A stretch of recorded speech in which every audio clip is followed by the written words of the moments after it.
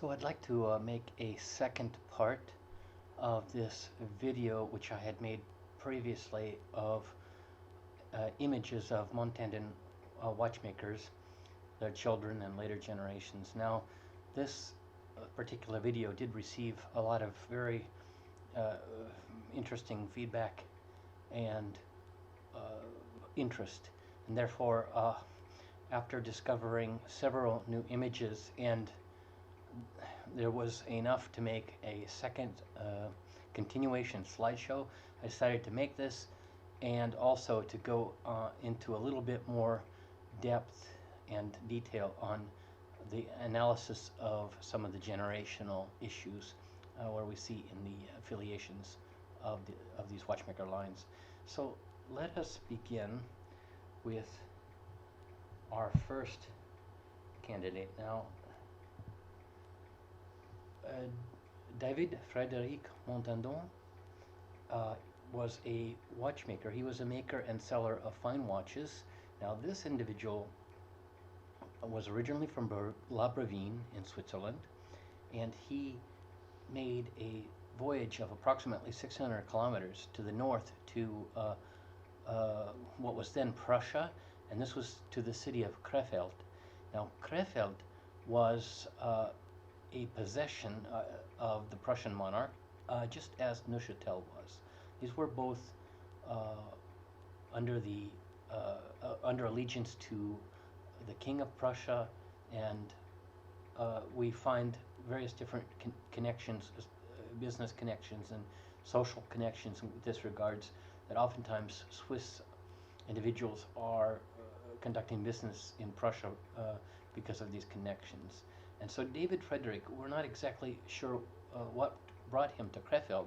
However, we do see him arriving by 1785, and this is rather significant because in the 18th century we are starting to see Montandon watch fabricators and watchmakers leave Switzerland.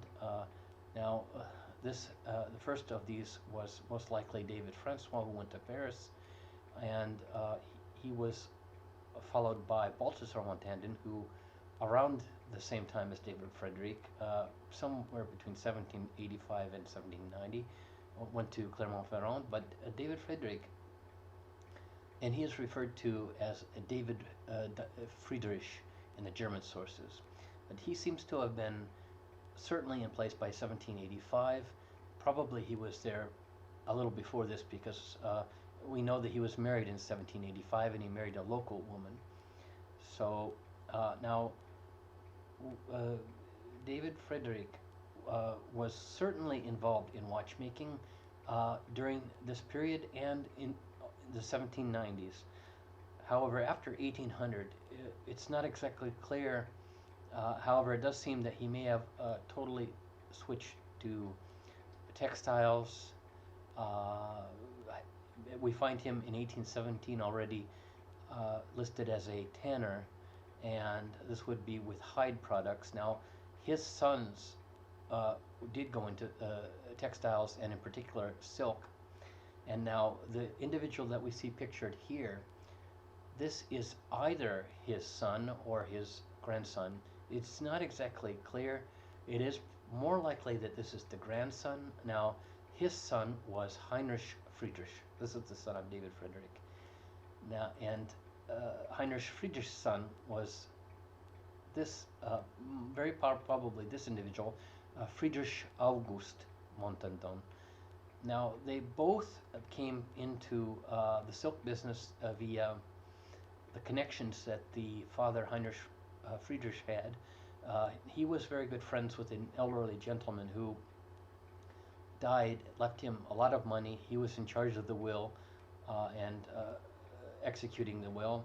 Now, he was very close with the family, and he was left quite a considerable amount of money, something to the tune of $6,000, which is the local currency. And he was very much an accountant, and he was very knowledgeable about all of the secret accounts that this individual had.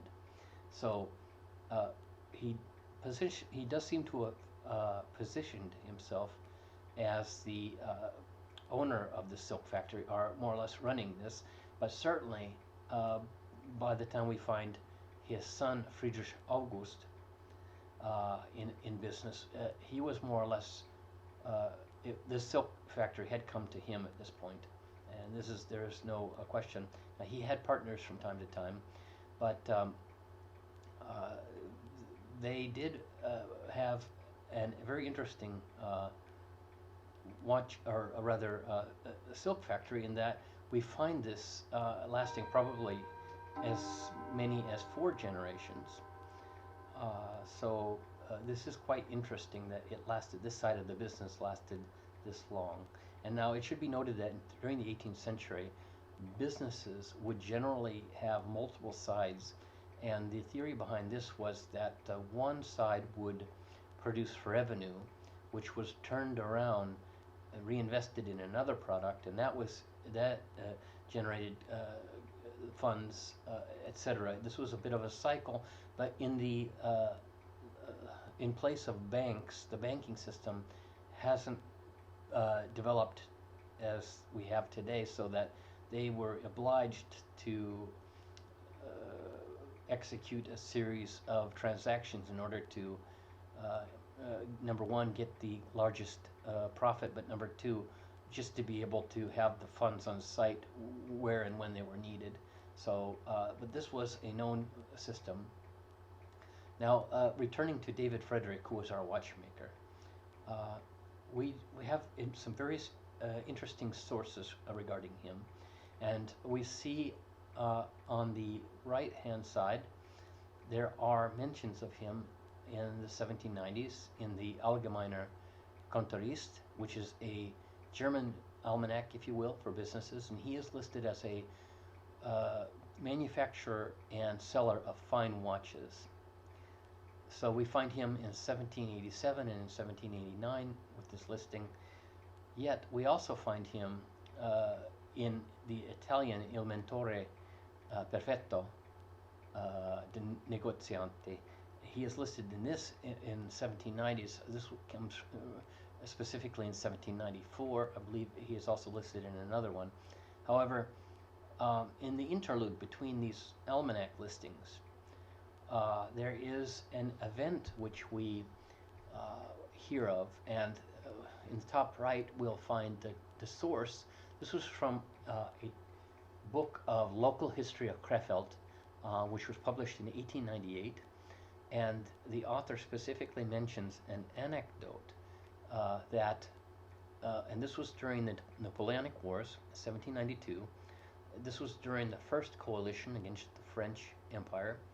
At that point, it wasn't called the French Empire, but it was the French Revolutionary Army. And the French Revolutionary Army did invade this part of Germany, and they came up through Belgium and the Netherlands. And they fought a series of battles here. And what is interesting is that apparently a detachment of the army that was involved in this campaign, and we're talking in the autumn of 1792, they entered the city of Krefeld, and this was a cavalry detachment, and they were apparently doing some form of reconnoitering or reconnaissance of the area.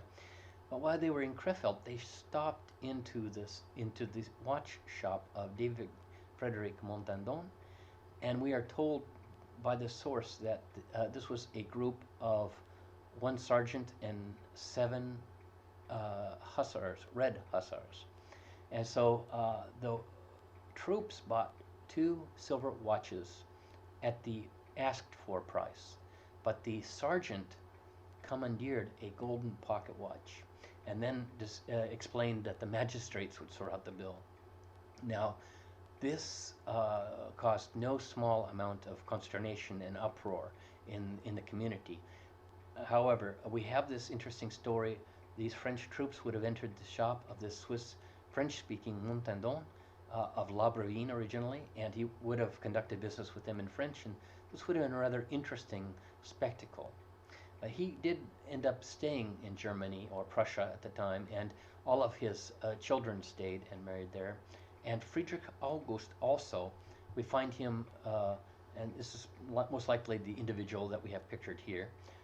He eventually was knighted as a knight of Prussia, and he established a spa in the Baden-Baden area, so Wiesbaden. So this is very interesting. But this individual may give us a picture into the general facial characteristics of his either father or grandfather. We have these. This is a good baseline. Uh, these family um, resemblances, and so we do have this window. Let us go to the next watchmaker. Now, before we go to the next watchmaker, I did want to delineate just a little bit this. What we're speaking of is this five uh, generations. Now, it should be mentioned that David Frederick, who was our watchmaker, uh, and we know he was the watchmaker, his father, this was an individual, Daniel Henri Montandon, and he was very powerful. He was a local justice. He had a background in surveying, and he was also notary. And this whole genealogical branch actually belongs to the so-called Baroda branch. It's one of the oldest, if not the oldest, of the MONTANDON genealogical branches. But more specifically, this group is under the Rameau du Vieux Daniel. That's the Book of Old Daniel. And as a sub-branch, since there are so many notaries in this group, almost every single offspring goes down the line with this notary qualification. The sub-branch is called Montandon Notaire. This is very interesting, and this stands them out from others. However, we do find notaries in other branches, obviously, but this is quite a large concentration. And we do not understand for certain whether the father of David Frederick, this is Daniel Henry, whether he went to Prussia and actually began this enterprise or merely provided the funding. It's very possible that he had a say in this business and helped start up the business. And indeed, he seems to have had some connections with these earlier Swiss, Prussian, and I'm specifically speaking of these business opportunities. So this is a question mark. It's entirely possible that he also he was the starting movement of this entire move to Krefeld, but he did remain in L'Aberville. Probably did go to Krefeld. We do know that David Frederick died in 1835, and he seems to have already, by at least 1817, been doing the tanning side of this business. But then we find Heinrich Friedrich, his son, who was also a notary and an accountant, and he came to possess this silk factory, which his son Friedrich August then continued. And Friedrich August's son, Heinrich Friedrich, also operated the silk factory, and we find this factory listed in IRS documents from 1892 as H. Montandon and Co. in Krefeld for silk products. So this and indeed we find this even the same factory operating up until during the 1920s, and we find it in the early 20th century mentioned in Kelly's almanacs. So this side of the business seems to have lasted, well, at least 4 generations, but perhaps 5. As far as the watch production is concerned, it appears to stop with David Friedrich or David Frederick, but this is not 100% certain. So now we may proceed to the next watchmaker. This individual we have, and this is courtesy, this photograph, or rather, this is an illustration. This drawing is probably from the 1840s to 1850s period, and this was in a book of, I believe it was called the Livre d'Or.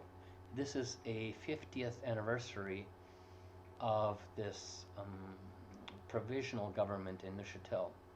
And so many of the people that were involved in this struggle towards republicanism, from the being obeisant to the King of Prussia. So we find these situations as all across Europe at this time with these Republican Revolution style movements. However, Gustav appears to be involved in this, and he is mentioned in this book of these individuals. Now, he was a horloger, he was a watchmaker. Specifically, he was a fabricant de balancier. So he was working with the balance staffs, producing balance staffs. He was also, we find him, genealogical branch is Montandon de Travers, and we know his dates, that he was born in 1827, died in 1893. Now, this is very useful. We have very little information about his life.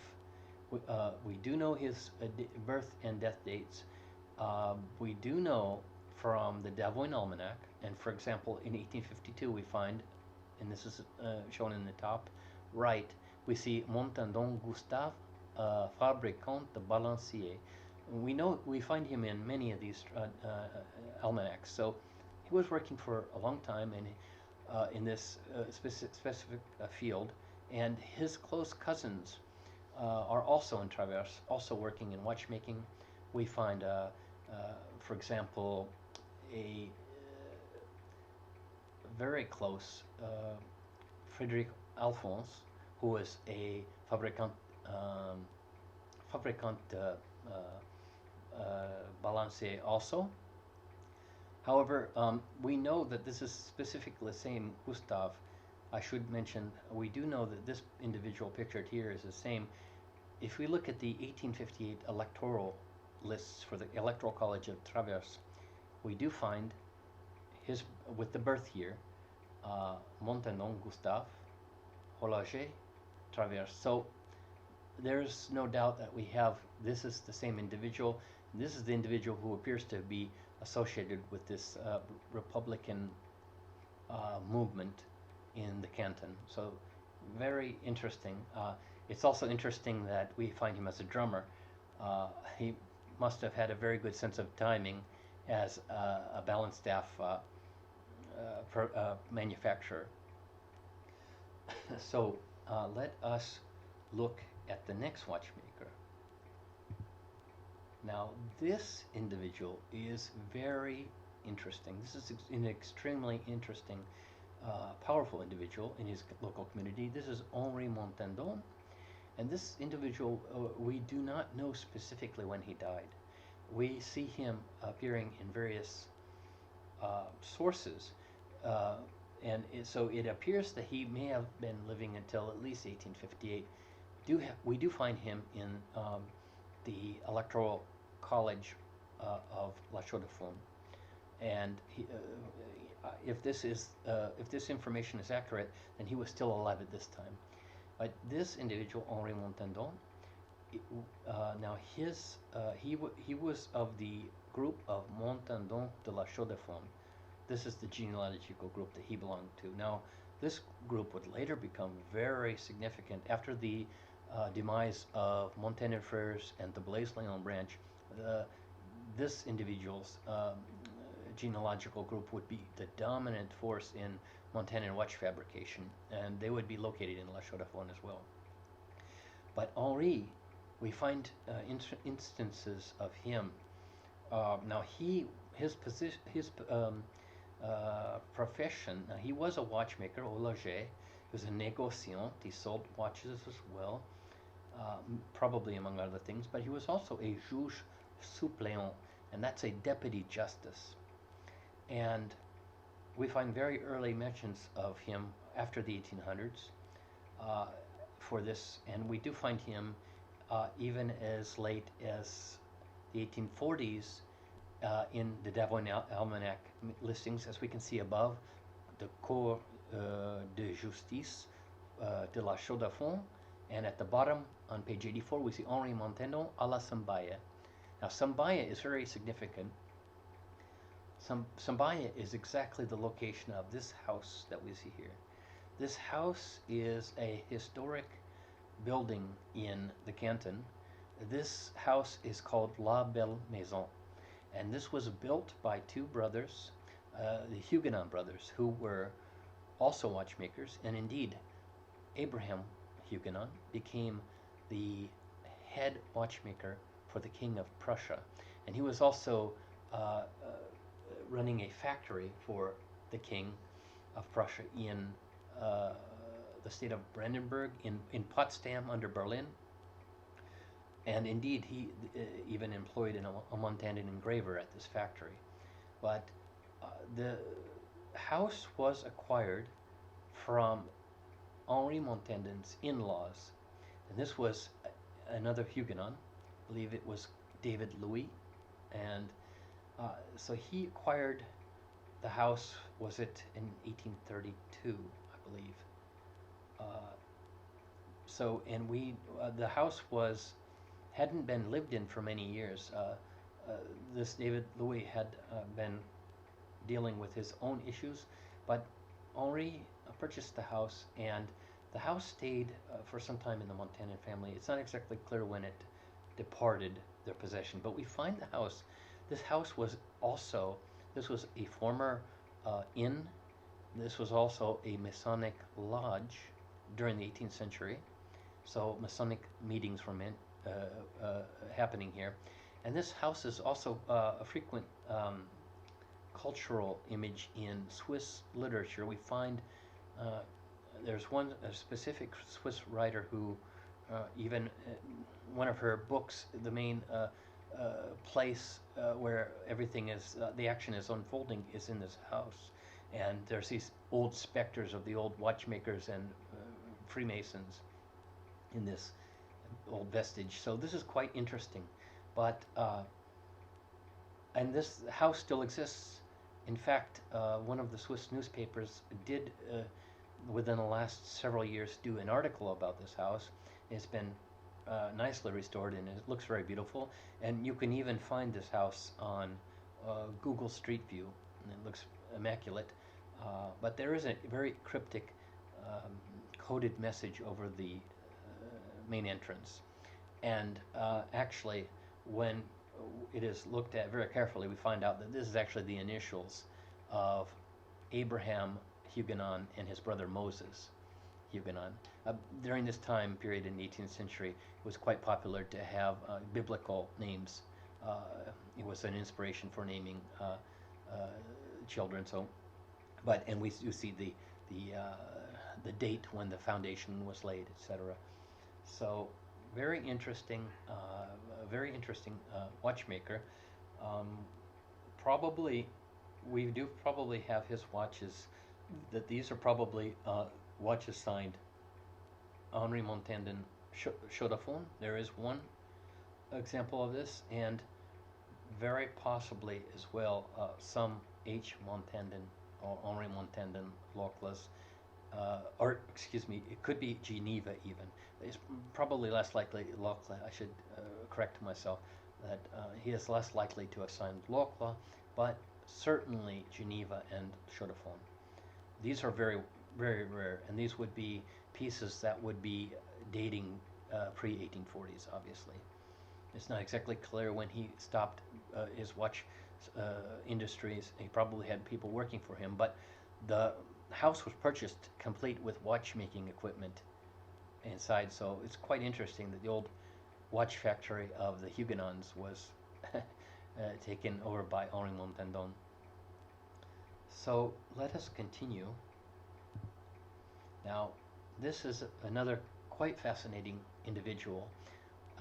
This is another watchmaker picture that we have from the same source as the previous two, from the Livre d'Or.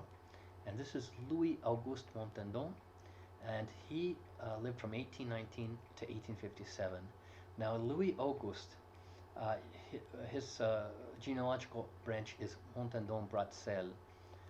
However, he was living in the Traverse Valley, and we find him in Davoine Almanacs under Montandon Louis Auguste, faiseur de roues de cylindre, or fabricant de roues de cylindre. So he was making wheels or cogs, the toothed wheels for inside the watches for cylinder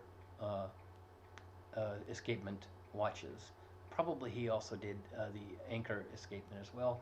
The same, the, but these they have a slightly different calibration, most likely. So, but this he was a specialist in this, and now he was a professional watchmaker, but he also was a captain in the military.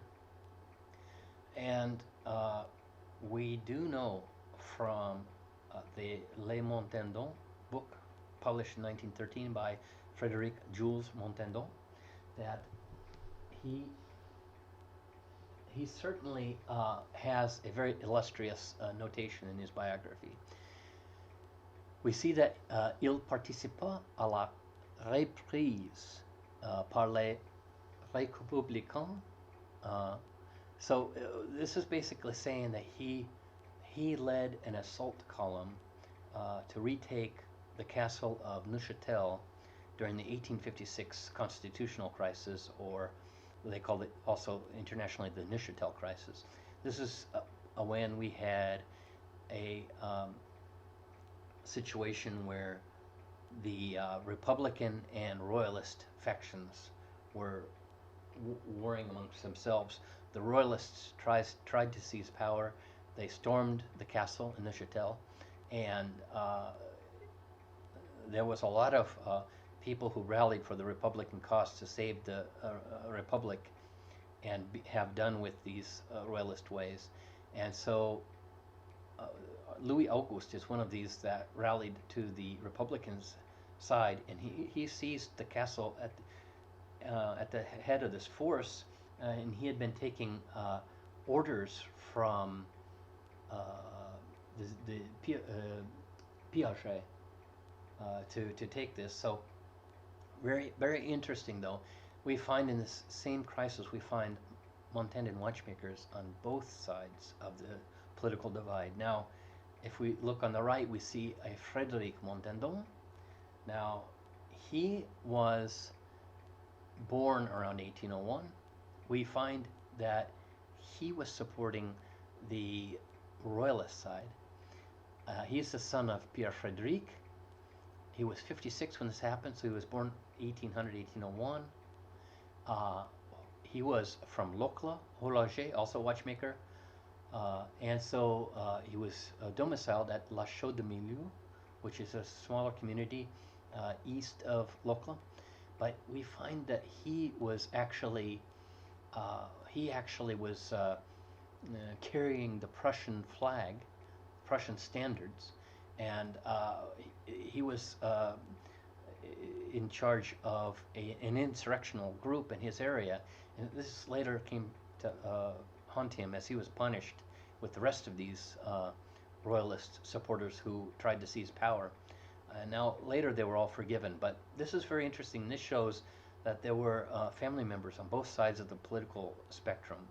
This eventually was settled amicably, and the Republic settled into its cantonal integration into Switzerland after this, that we don't really see this issue really haunting the canton, at least anything like this as it had been. But very interesting story, and it is so nice to see this. Now this picture must be before the 1857. He died in 1857, and in 1856 is when this all unfolded. So this picture was before his death, obviously, but before or possibly even around the time of the crisis.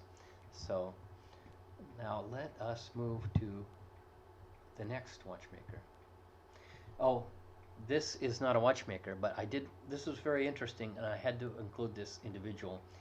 This is a significant friend, close confidant, and probable allied family member. Henri Ledame was a professor at Neuchâtel, very famous individual. Now, he is also a friend, or was a friend and confidant of Juste Olivier, who was another intellectual literature individual. He wrote in history. He wrote a journal about his studies in Paris, and he witnessed the 1830 Paris Revolution, the July Revolution. It lasted 3 days. And this was, again, uh, the king was overthrown, replaced with another king that was more democratic or republican, if you will. However, uh, Olivier writes, based on information provided by Henri Ladame, uh, and one of Ladame's main eyewitnesses is our watchmaker, Ulysse Montandon Sandos. Now, this was a Blaise Leon who was working at Montagnefer's Paris. He was on a street that was a block from the royal palace, and he witnessed the tumult, and we find this relayed through the retelling of Ladame to Olivier. So this is really an interesting character. He had to have been closely allied with the Montandon family. His wife was a Favre, so he married into this. This was the sister of Louis Favre. This is Augustine. Now, Louis Favre is also another huge cultural and he was a literary individual, but a huge cultural face on the map of Neuchâtel Cultural Society, and so we can see how tightly connected they all were.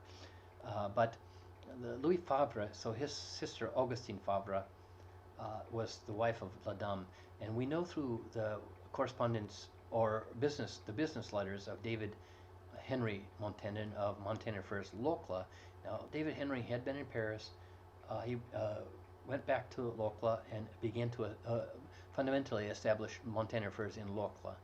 And many of his customers were that he had worked with in Paris, including Monsieur Leroy, who was the watchmaker to the French king and to the French court.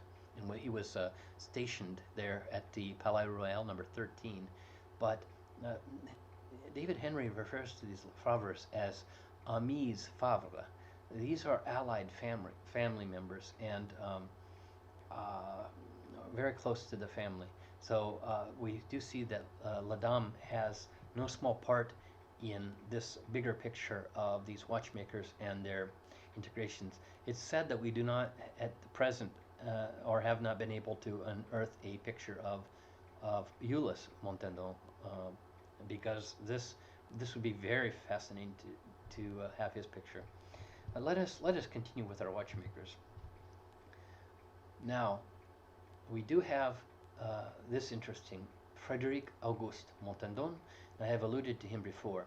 Now, around 1825, he moved to Brazil, and in the early 1820s, we find him actually going first to Marseille, where he was several years working as a watchmaker in the south of France.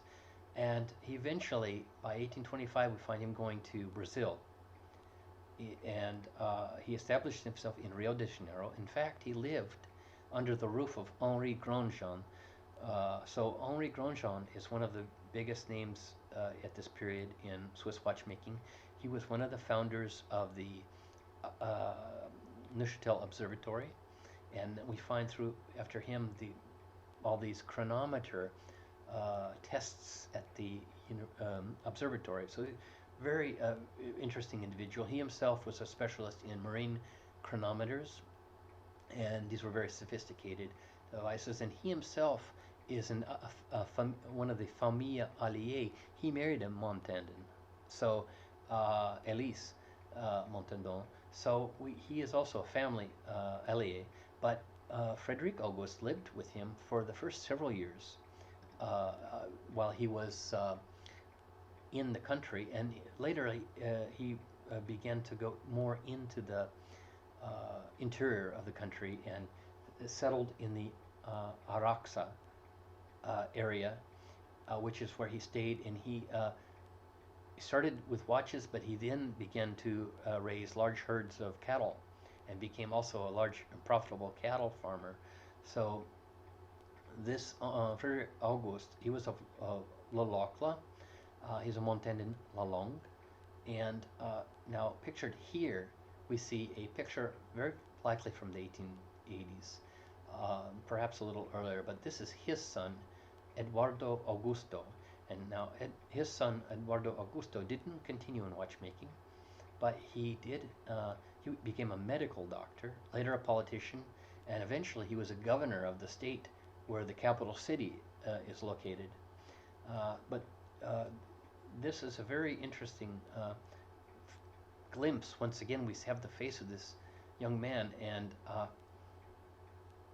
this could be even as, since he's this young, this even could be as early as the 1860s. One should say, but this individual, may have a picture into the face of our Frederick August of Lokla, and I pardon the chimes. Sadly, this is not in a Montandon clock.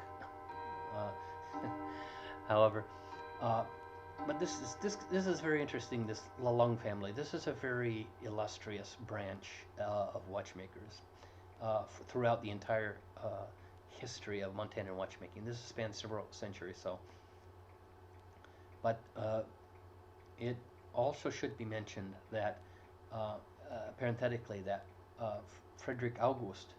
Now we have his letters courtesy of, we see the book on the top right. This is the Voyage de Frédéric Auguste Montandon au Brésil, and of his et de ses cousines en Europe. So this book by Maurice Evard has an extremely rich compilation of family letters from Frederick August to his father back in Lokla, and then back, etc.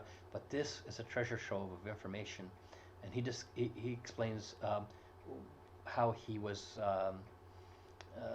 met with customs problems and all kinds of corruption when he entered the country, and he had very difficult times getting his watchmaking tools through customs, and there was various dubious systems that were set up that he had to employ to be able to he paid very huge amounts, but this is how the country was running at that time, and even America at this time in history was not the most ideal as far as functioning bureaucracies. But now, when Frederick August did go to Brazil, his cousins became very interested in joining him, and we do see eventually by the late 1830s, perhaps, we do see Frederic, his cousin Frederic Montandon, and later Frederick's son Henri Francois setting up. They came to Brazil. They were clearly very closely connected with Frederic August, I should say, but they established a very large import-export business, and they were based in Paris, but they also established themselves in Santos. And we see an advertisement from the early 20th century of their precious stones, diamonds, gems, etc. that they're offering. But the small picture here is from the main street in Santos, and this we can see this Montandan jewelry, and this was selling both gold and silver objects as a jewelry store, but also watches. So Frederic Montandon was importing into the country watches, exporting from Brazil material back to Europe. Now, Frederic, we find him, he was living in Paris on the Rue d'Amsterdam. He did spend 10 years in Brazil, and I actually found his grave in Paris at the cemetery of Montmartre, which was very fascinating. And I took a trip to visit the owner of a very early Montandan watch, and I discovered that the house I was in, Frederick's wife, Henriette, died in the house. So everywhere I was going, I was met by the specters of Frederic or his wife, and indeed the son of Balthazar Montandon was married by the son of, the son of Frederic, this Henri Francois. He was the chief priest in the oratory of the Louvre, and he actually married him to his wife 3 months before he died himself, the son of Balthazar. So this is a very interesting nexus again, but here's a bit of this fascinating chapter of our watchmaker here, Frederick August, and his son Eduardo Augusto, who became a very big political figure in Brazil and governor of the capital city state. Very, very fascinating story. Now, this is somebody I really wanted to make a specific focus on. This is a 20th century Montandan watch specialist. This is André Roger Montandon, and he is of the La Longue branch also. However, he wasn't fabricating mostly under his name. He had become very high up in the firm of Eberhard and Co. Now, this company still exists, and we find him, Andre, was a traveling salesman in the beginning. We find him in South America also, specifically in Argentina, in Buenos Aires, but also mainly in Lima, Peru. And he was realizing the sales of Eberhard watches in South America. And it seems to be quite successful at this. They also, the company, one of the largest customers was the Italian Navy. And this is the Marina Navale. So they were purchasing very high quality, basically chronometers, and with lots of complications. And they're still actually very obtainable. One finds these in auctions, but this is very this is a very important individual, André Rocher. We do find in André Montandon at the same period that he was living with a watch shop in Zurich, Switzerland, and this finishes at the same time that André dies. This is in 1962, but we see this for several decades. We see this shop in Zurich in Davoin Almanacs. However, very sadly, both Andre and his wife died in a car accident in Italy when they were on a business trip.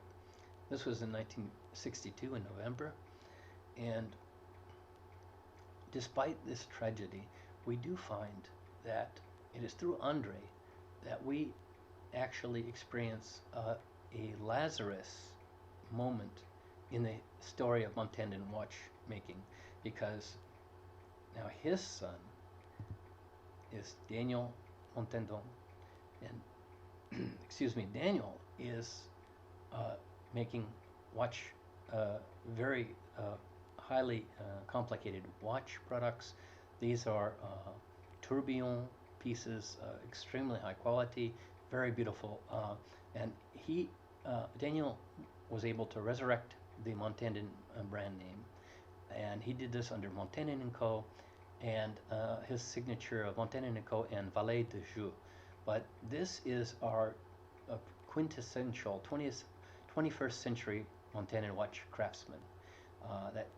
Now Daniel also has a very interesting background. That he is also a specialist in marine architecture and designing yachts, and so he is a very significant innovator and a visionary, and one of my idols, if you will. But I am very impressed with what he has achieved, and he is a very dear individual. But he has done a huge task in bringing this name, resurrecting this name, this Lazarus moment, and the watches that he has produced are very exhilarating, and I wait to see the new offerings that are going to be coming from his hand, because he is planning all the time, and this is very exciting. So now we see these are the pictures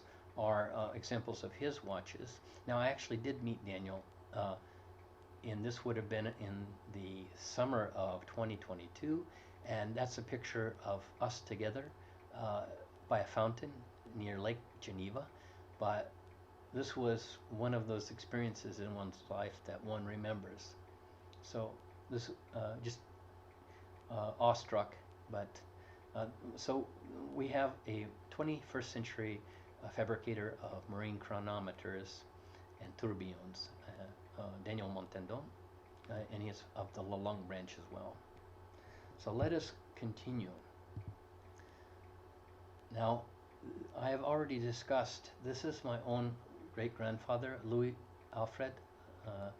Louis Alfred was a boîtier, that's a casemaker specialist, and he originally was born in the Traverse Valley, immigrated to the United States, first to Illinois, then to Iowa, and after the death of his first wife in 1911, we find him moving back, repatriating to Switzerland, where he remarried, and he probably didn't go back into the watch business at this point. It had changed so much since he was involved in it in the 1880s. However, he was likely going back into farming, but I wanted to look at the closeness of very sort of generational resemblances. And if we look at these 4 generations, we can see a little bit about family resemblances. So Louis Montandon, or Louis Alfred, I should say, 1855 to 1930. Now we have number 1. This is our watchmaker, Louis Alfred, and we have pictures of him at various ages from the 1880s, approximately 1888, then later in approximately 1914. Now his son, my grandfather, we see here, this is Arthur Montandon. Now Arthur, already in the United States, he did not continue, he didn't have the opportunity to participate in watchmaking because this is generally something, this was less required by this time. Watches were pretty much self-winding, and it was a product that was much easier to get to. There was less demand for these specialists, so he was not going into the watchmaking. But however, he has a very interesting history. Now he fought in World War I, and he fought in France. Now he actually was too old for the draft. However, there was a white fib that was given at the time of the draft, and he went with his 2 brothers, so 3 Montandon brothers. Now 2 of the brothers were twins. They were other brothers of Arthur, and so this is this twin issue. I've spoken about this before, but this is very frequent in the Montandon affiliations. So, but Arthur was not one of the twins. However, we do find that he was in France in 1917 and 1918, and after the war he went back to France. Now his son, Arthur Dennis, we see under number 3, and we have a picture from his youth and a picture later, but we can start to see this very close family resemblance in these 3 generations here. Arthur also did not continue in watchmaking, as he had no opportunity to do so, and he became a very successful grain distiller, making grain alcohols and basically ethanol fuel from corn. But we see these very close similarities. Now, generation 4, we have twins, and that's myself and my brother. Now, we are not identical twins. However, one can see in me much greater resemblance to the previous 3 generations. However, my brother has a extremely large direction towards the Montandon to traverse other family members who are also cousins, and we see him in many pictures looking identical almost to Arnold Lucien, who was the son of Henri Louis, another watchmaker, that moved to France in 1850. But these, it's interesting how these genetic traits are in retention, and we find them materializing in various different generations. But it would be really interesting to apply artificial intelligence to determine the percentage of between generations of characteristics of how closely the commonalities are shared. But I haven't gone this deep into the research. However, I should back up just a bit to show on the genealogical chart that now Louis Alfred's brother Paul Émile was also a boîtier. So in the direct line we have two watchmaker specialists specializing in case making.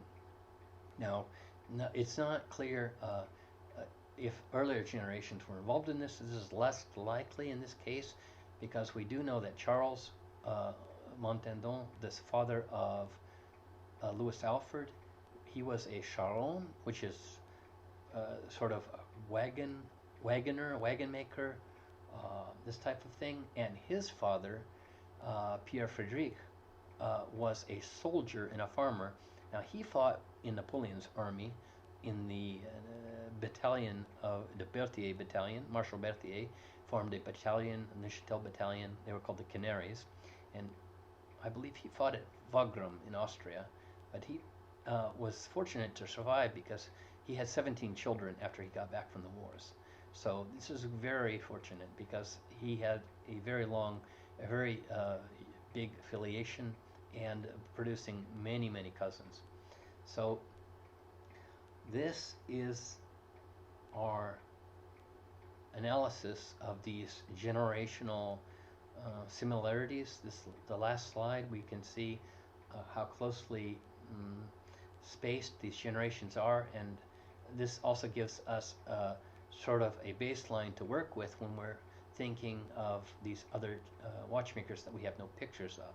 And this is not always the case, but it is a fascinating conjecture, and we are given a little bit of a glimpse into the watchmakers' lives that we can speculate just a little bit more accurately, if one will. But so this has been a very long presentation. However, I think that there will be material in this presentation which will be of interest, and this is a note for the record. I hope this video was interesting. I look forward to any comments that you might have, or questions, or even photos if you have, and I thank you for your time. See you later. Bye bye.